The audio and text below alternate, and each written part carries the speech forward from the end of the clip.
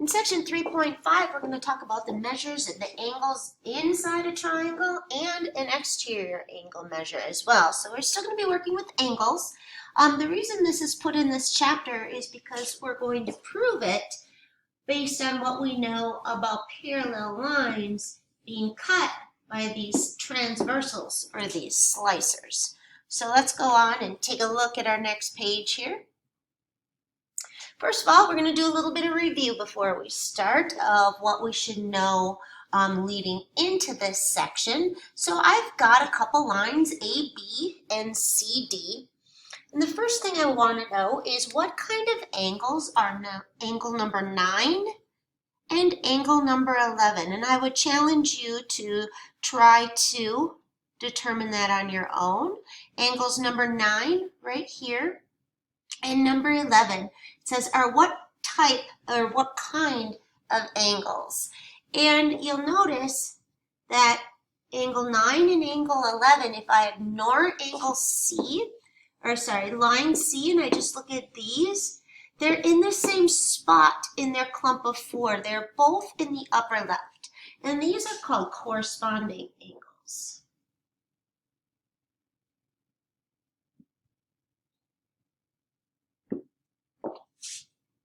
And if I said, what's their relationship? You would say that they are congruent because we have our corresponding angle postulate that says, well, that would be if the two lines were parallel, but if two parallel lines are cut by a transversal, corresponding angles are the same. Angle 8 and angle 4. If we ignore line D and just look at lines A being sliced by C, we'll notice that angles 4 and 8 are outside of these parallel lines. They're on the opposite side of the transversal, which we would call C. And so those are called alternate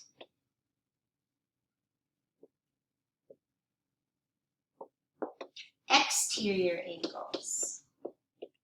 Just a little bit of review here. In order for lines A and B to be parallel, because that's what this symbol means, angle 10 and angle what need to be congruent? Well, for A to run parallel to B, do that one in red, for the yellow line to run parallel to the red line, angle 10 would have to be the same as angle 12, because they're corresponding angles. And we have that converse of the corresponding angle postulate that says if corresponding angles are parallel, are congruent, then the lines are parallel. Now, if I'm telling you that the lines are parallel, and I say the measure of angle 7, right in here, the measure of angle 7 is 112 degrees, and I ask for the measure of angle 6. Those are called same side interior. They're both on the same side of this transversal, and they're inside those parallel lines A and B. And they need to add up to 180. So angle 6 would be 180 minus 112, or 68 degrees. The next one says, if the measure of angle 7 is 100, then the measure of angle 9 is question mark. Well, now we're looking at these two parallel lines being cut by this transversal, and these are alternate interior, and those need to be the same. So just a little bit of review there before we start our new stuff, which is going to start here on the next page. So right here, I've got a triangle. And I'm going to tell you that I've made this line up here run parallel to the bottom of the triangle. So I get to use all of my new knowledge about parallel lines being cut by transversals. And mine's color-coded. And I want you to label this angle 1 and this angle 2. You'll notice they're alternate interior. So I would be allowed to say that angle 1 is congruent to angle 2. If I had to give a reason, I'd say by the alternate interior angle theorem. And I'm not doing a full proof. I'm just going to walk you through my logic here. Let's label this one 3 and this one 4, these two red ones. Those are also alternate interior angles. And so I could say angle 3 is also congruent to angle 4. Also by the alternate interior angle theorem. This angle 5 right here in yellow, I'm just going to put a little 5 on there. Let's see what we know about that. We know that when angles form a line, angle 1's turn, angle 5's turn, and angles 3 turn make a full line, which is 180 degrees. So I know that the measure of angle 1 plus the measure of angle 5 plus the measure of angle 3 has to equal 180 degrees. My reasoning is because when I piece them together, they make this line X. So let's go take and substitute some stuff out. Let's replace angle 1 with angle 2 because they're the same. If I was writing a proof, I would have a little substitution property going there. But I'm just going to swap these out because they're equal. Angle 5 I'm going to leave in there. Angle 3 I'm going to swap out. Why it's erasing there. Angle 3 I'm going to swap out with angle 4. So I'm going to just do a little swap here, substitution of angle 4. And you'll notice what I've walked myself to.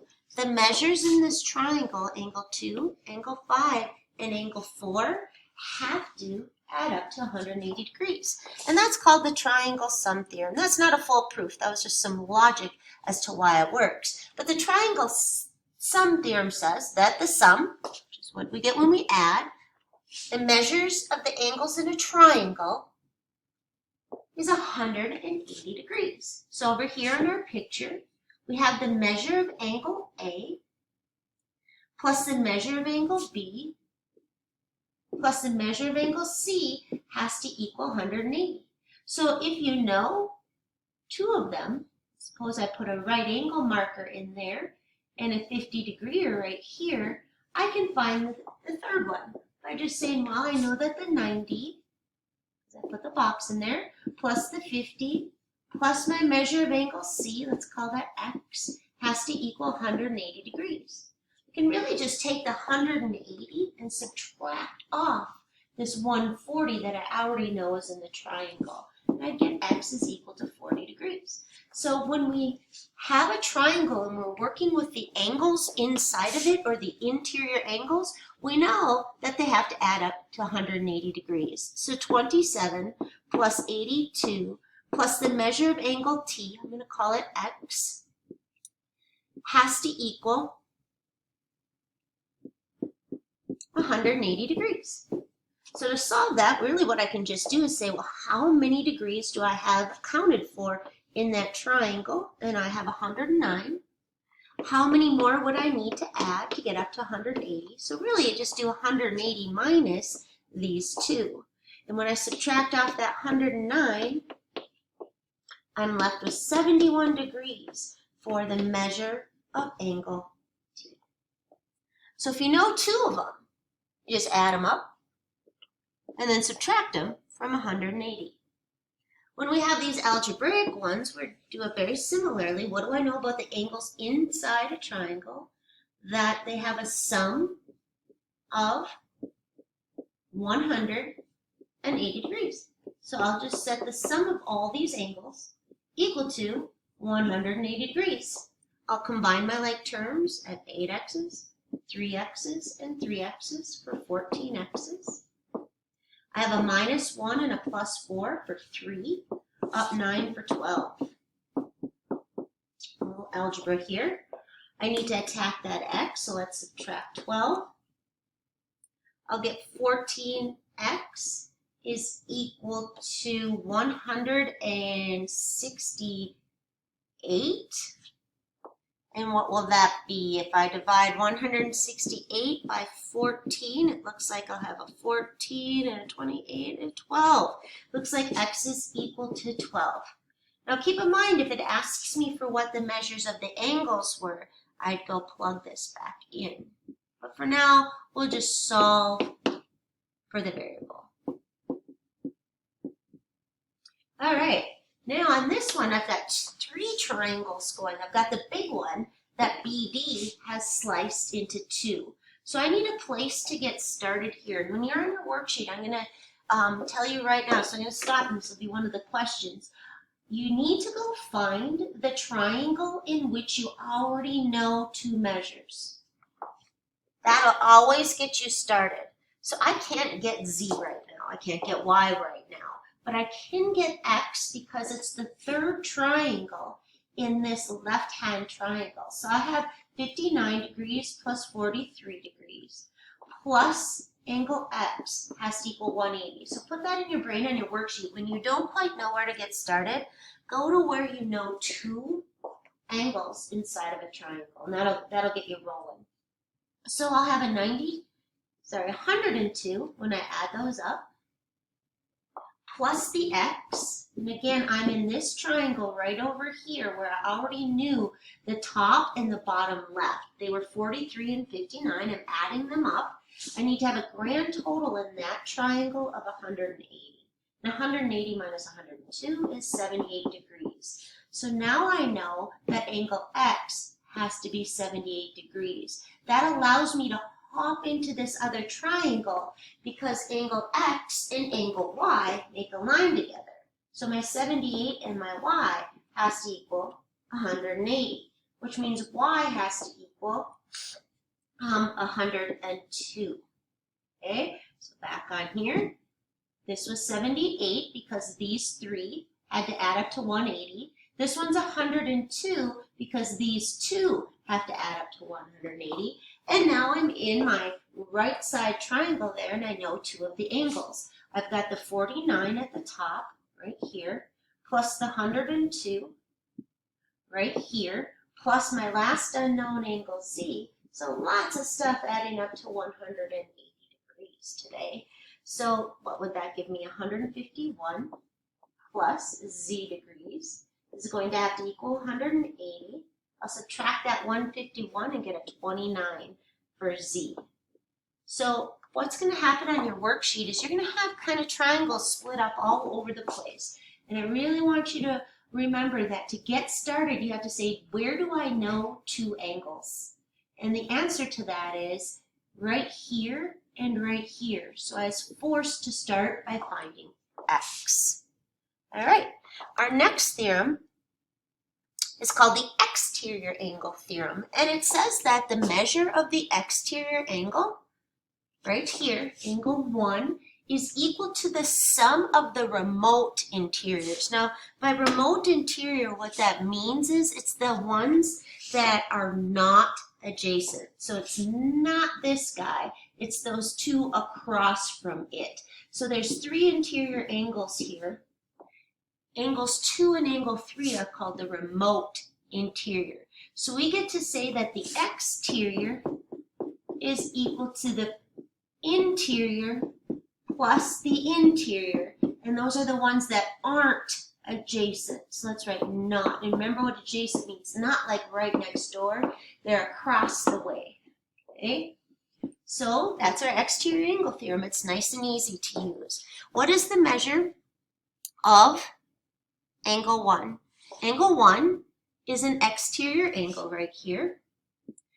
And the non-adjacent interiors are 80 and 18. So I'll just say the measure of angle 1 is equal to the sum of the remote interior, or the ones that it is not touching. This guy it's adjacent to. It's the sum of the ones across the way. So that would be what? 98 would be the measure of angle 1. This one says, what's the measure of angle 2? Well, I still say that the exterior angle, which in this case is the 124, is equal to the sum of the 2 interiors that it is not neighbors with. So 124, I should put a measure at angle 2 in here to make it a little easier, is minus 59 will equal my measure of angle 2. All right, you can do the arithmetic on that. It's fairly straightforward. All right, so let's go look at this guy right here. I'm supposed to find angle X and angle Y, and I have two methods here. First of all, I could start with method 1 by using this new theorem that says the exterior is equal to the sum of the two interior that it's not neighbors with. They're called the remote interior, which would be the 90 plus the x. If I subtract my 90 and subtract my 90 from 105, I will get 15 is equal to x. Okay, this is method 1. Now I'm going to go put a little 15 in here. How can I get angle y? I can either, probably the easiest way is just to say that 105 and y have to make 180 degrees. So 105, because they make a line together, has to equal 180 degrees. So that would give me y is equal to 75. Or, and there's lots of ways you can do this, or you could say the 90 from here plus the 15 that we just found plus the y are all in a triangle. In either way, you're going to get that y has to equal 75 degrees. So you might say, what's method 2? It's kind of a variation on both of those. Maybe I want to get angle y first and say, well, I know 180 plus angle y, 105, 105 plus angle y has to be 180 because they make a line together. Well, then that would mean y has to be 75. I could have found that y first. And then once I have it, I could say these two and x add up to 180, and I would have gotten an x of 15 seconds. So some of you might be doing them differently than your neighbors. And last one up, we've got, whoopsie, sorry, paged ahead too far. We've got this guy. I have to find x, y, z, and w. All right, I have to get started somewhere. Now, in the triangle, I only know one angle. So that's not really going to get me started knowing that that's 72. So the only other bit of information that I have is that this guy right here is 131. That's a biggie because it's vertical to angle y, and we know vertical angles are the same. So I know that from our chapter 1. If I had to give a reason, I'd write VAT for vertical angle theorem. So angle y is 131. That's going to help me get z as well because these two make a line together. So if I do 180 minus my 131 for a nice 49 degrees, that's going to give me z. So z fell in my lap, y fell in my lap, and guess what? W's also got to be 49. Okay, so those kind of fell in nicely. Let's write this equals w, and we'll cover both of those, right, because they're vertical. So the only other one that I'm missing is angle x. Well, if z is 49, I now have 1, 2 angles in a triangle. And I know that the sum of the angles in a triangle is always equal to 180 degrees by our triangle sum theorem. So when I add those up, I get 121 plus x has to equal 180. Now I'm in the triangle. This one I had to get x last. Subtracting 121 from both sides gives me a nice 59. And that's it. So you're going to work on worksheet 3.5, due tomorrow. When you're stuck, because maybe there's lots of triangles and being split by triangles and more triangles, go to where you know 2 of them. So if this is, say, a 20 and an x and a y, let's make that 120 so it's more realistic. And then you're like, well, this is 60, and then maybe this is w, and this is 30. you just now have 2 in this middle triangle, so you could get W. So look for 2 when you're stuck inside of a triangle. All right, that's it. Have a good one.